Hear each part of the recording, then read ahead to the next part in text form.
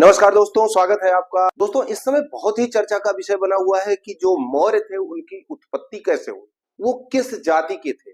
Political parties की बात करोगे तो पॉलिटिकल पार्टीज ने अपने आप को उनसे जोड़ने का प्रयास किया।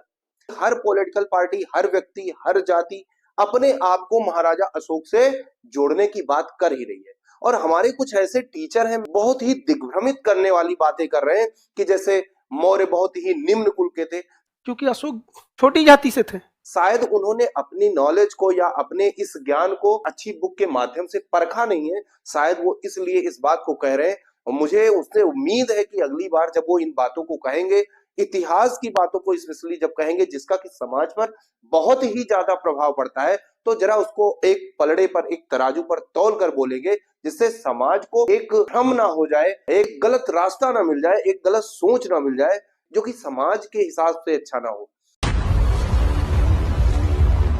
जैसा कि मैंने आपको बताया कि मौर्यों के बारे में या मौर्यों की उत्पत्ति के बारे में तीनों ग्रंथ हमें बताते हैं, जैसे ब्राह्मण साहित्य, बौद्ध साहित्य, जैन साहित्य। तो सही से देखेंगे तो ब्राह्मण साहित्य सीधे सीधे शूद्र उत्पत्ति की बात करते हैं। किसकी बात करते हैं? शूद्र उत्पत्ति की, कि जो मौर्य थे वो क्या थे? शूद्र थे। अगर आप बौद्ध साहित्य की बात करते हैं तो बौद्ध साहित्य उन्हें क्षत्रिय बताता है। अगर आप जैन साहित्य की बात करते हैं तो जैन साहित्य भी उनको क्षत्रिय बताता है। तो सबसे पहले हम ब्राह्मण साहित्य पर चलेंगे और वहां पर देखेंगे कि कौन कौन से ऐसे तर्क है, कौन कौन से ऐसे कारण हैं जिनके माध्यम से ब्राह्मण साहित्य कहता है कि मौर्य जो थे वो क्या थे? निम्न कुल से थे। सबसे पहले बात आती है पुराणों की। किसकी बात आती है? पुराणों की। और पुराणों में विष्णु पुराण। अगर नॉर्मली देखा जाए ब्राह्मण साहित्य में जितने भी ग्रंथ हैं जो मौर्यों के बारे में बताते हैं, वो तो एक स्वर में मौर्यों को शूद्र बताते हैं। ठीक है। उनमें से अगर हम विष्णु पुराण को उठाएं तो विष्णु पुराण के जो भाष्यकार हैं श्रीधर स्वामी, श्रीधर स्वामी ने उनको नंद की पत्नी यानी कि मौर्यों को नंद की पत्नी यानी मुरा से जोड़कर देखा है। और वो कहते हैं कि जो नंदराज थे उनकी पत्नी थी मुरा, और उन्हीं मुरा से चंद्रगुप्त मौर्य का जन्म होता है, जो कि मौर्य वंश का संस्थापक होता है। उसके बाद विशाख दत्त, विशाख दत्त की जो बुक है उसका नाम है मुद्रा राक्षस, और मुद्रा राक्षस के टीकाकार है ढूंढीराज। अब मुद्रा राक्षस कहता है कि नंदराज का अवैध पुत्र था। मुद्रा राक्षस कहता है कि नंदराज का जो अवैध पुत्र था, जिसको कहते हैं वृषल, एक शब्द है, वृषल मतलब होता है कुलहीन, यानी कि नंदराज का अवैध पुत्र था जिसका नाम था चंद्रगुप्त मौर्य, जिसने मौर्य वंश की स्थापना की।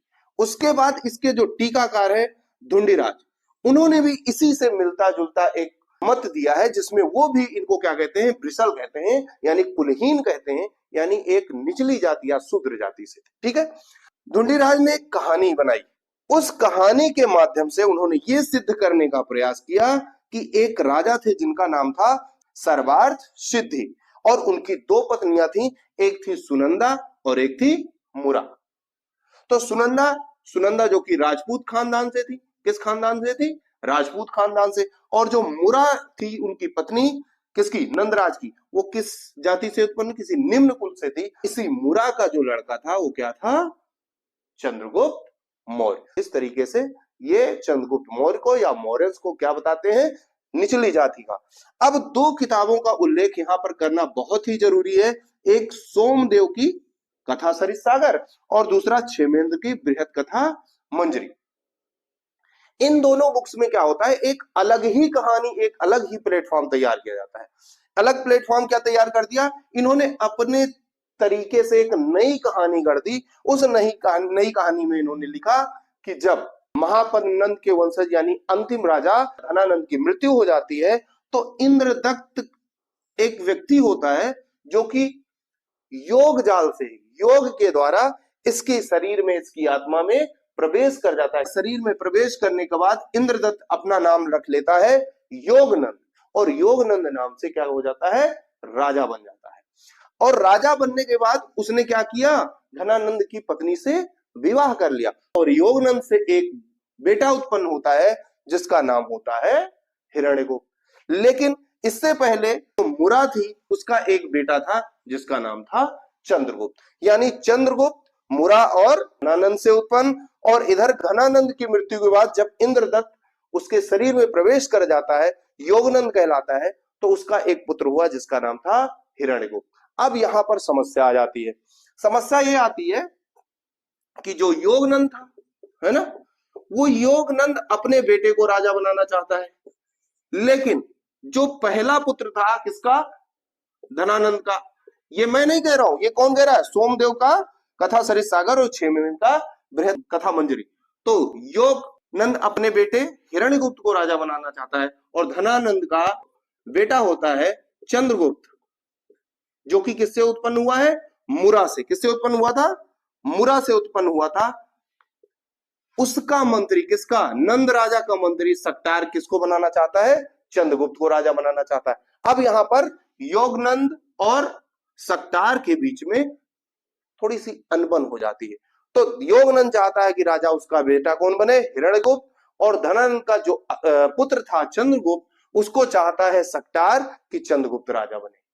अब सक्टार ने क्या किया, चाणक्य को अपने साथ मिलाया। किसको मिलाया, चाणक्य को अपने साथ मिला दिया, और इस तरीके से सक्टार और चाणक्य ने मिलकर योगनंद और हिरण्यगुप्त को मार दिया, और किसको राजा बना दिया, चंद्रगुप्त को। तो इस तरीके से हम देखते हैं कि ये जितने ब्राह्मण साहित्य हैं, जितने ब्राह्मण ग्रंथ हैं, या जो ब्राह्मणों द्वारा लिखे गए हैं, उसमें सीधे सीधे मौर्यों को शूद्र कुल से उत्पन्न बताया जाता है। चाहे वो विष्णु पुराण की कथा हो, चाहे वो मुद्रा राक्षस की कथा हो, चाहे वो सोमदेव और क्षेमेंद्र की कथा। और सोमदेव और क्षेमेंद्र ने तो अलग से एक कहानी ही कर डाली, जिसके माध्यम से उन्होंने इनको मौर्यों को निम्न जाति का उत्पन्न हुआ बताया।